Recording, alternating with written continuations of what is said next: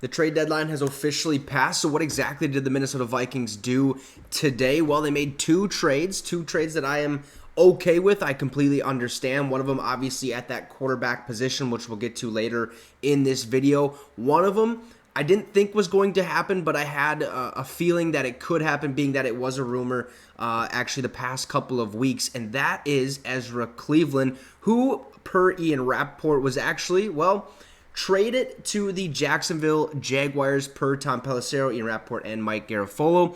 One of the better young players at his position, Cleveland moves on to beef up another O-line in exchange for a third-day draft pick. So he goes to Jacksonville. In return, the Minnesota Vikings, I do believe, get a sixth-round pick out of this deal. Now, again, didn't know if this was actually going to happen, especially now since he's been a little bit banged up the last 2 weeks where Dalton Risner has had to start in his place. So I was like, is he going to get traded? Because there were those trade rumors or the speculation of, hey, watch Ezra Cleveland. He could potentially get moved. That is exactly what happened today. He finds himself a new home in the Jacksonville Jaguars. So, for context on this deal, per Lewis, Ezra Cleveland is an impending free agent this upcoming season. This is his final year of his rookie contract, so it makes a little bit of sense. And Dalton Risner has stepped in during these last 2 weeks and performed admirably against good fronts, especially against the pass. Now, Minnesota also likes Blake Brandel as backup, a way to recoup draft capital. So that's basically all this move was. I'd liked Ezra Cleveland at the beginning of the season, and till he started digressing a little bit. Then he gets hurt. We finally get to see what Dalton Risner is made of, and Dalton Risner has played left guard his entire season. I think we signed him to maybe take over that right guard role, but Ed Ingram has picked up his play style at least a little bit more than what was once being played earlier this season. It was garbage, and now he's actually doing pretty decent. So now Dalton Risner gets a chance to become a franchise guy on that offensive line for our Minnesota Vikings. So this deal was basically just to get some more draft capital and kind of build through the draft a little bit through this Kwesi Adofo-Mensah era for the Minnesota Vikings. However, the other trade that was made that was a big-time move that we needed to make, I said this yesterday during my live stream, that we need to focus on getting a quarterback in this room. Okay, we have to do it. We have to go out and sign a quarterback. If it's trading for one, sure. If it's going out to free agency, sure. We have to make a move, because if you roll a Jaren Hall through the rest of the season, which what it was seeming to end up to be like, that basically tells your fans that you're tanking on the season, you're just punting on the season, and who knows? Jaren Hall could have been a guy, or could be a guy still. That's still up in the air. He was a 5th-round draft pick out of BYU, so there's not much hope there, but there is still some hope that maybe he could be a guy. However, the Vikings decided it was the best-case scenario to go out and trade for a quarterback. Per Tom Pelissero, we have a trade.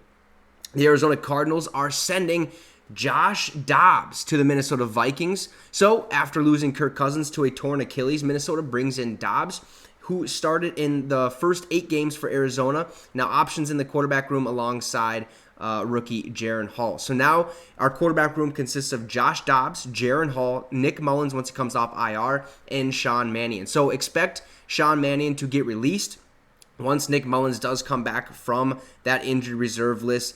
But what did we get in return for this, or what did we have to trade away?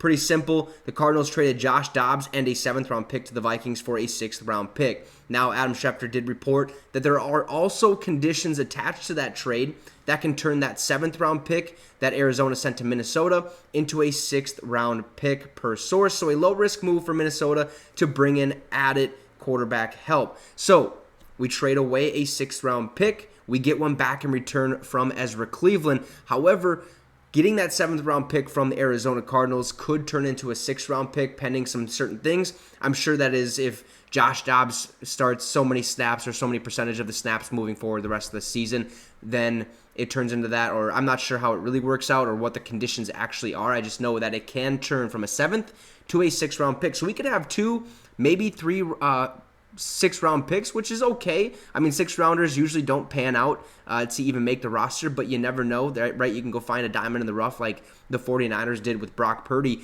But I at first I was pretty upset about this move, just because I felt like we could have gone out and traded for somebody else.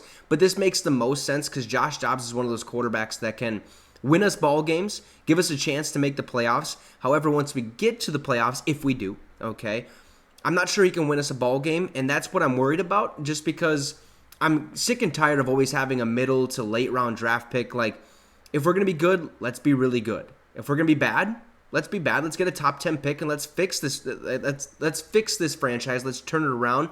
But as of right now, I sit here and just think Josh Dobbs gives us one of the best opportunities to win more ball games down the road rather than Jaren Hall. However, that does not change things for this Sunday. I said this yesterday, that Jaren Hall would end up starting this week against the Atlanta Falcons, which is what head coach Kevin O'Connell did state, that Jaren Hall will be the starter against the Falcons. And that's basically just because having to trade for a guy, bringing him in on short notice, he's going to take some time to kind of learn this offense, learn the system, learn the plays, and then we'll go from there. So he's not going to start this week. I would expect Josh Dobbs to probably start next week against the New Orleans Saints. Or if Jaren Hall completely balls out, we have Dobbs as a backup and Jaren Hall is the starter. I'm not 100% sure how this is going to pan out. It all depends on how Jaren Hall plays this Sunday against the Atlanta Falcons. But 2 trades were made by the Vikings today, and Danielle Hunter stays in Minnesota. I'm super pumped about that. I was kind of nervous that we were going to get rid of our star pass rusher who has the most sacks in the National Football League with 10. So 2 trades. We get Joshua Dobbs in return. We also get a 7th-round pick that can turn into a 6th-round pick. Only have to give up a 7th-rounder. And then we sent left guard Ezra Cleveland over to the Jacksonville Jaguars for a 6th-round pick. So you guys can let me know your thoughts in that comment section below of what you thought about these trades. Do you like them? Do you wish we would have signed somebody else? Let me know in that comment section below. Also, drop a like and subscribe to the channel. It'd be much, much appreciated. Have a great rest of your night, folks, and Skol Vikes.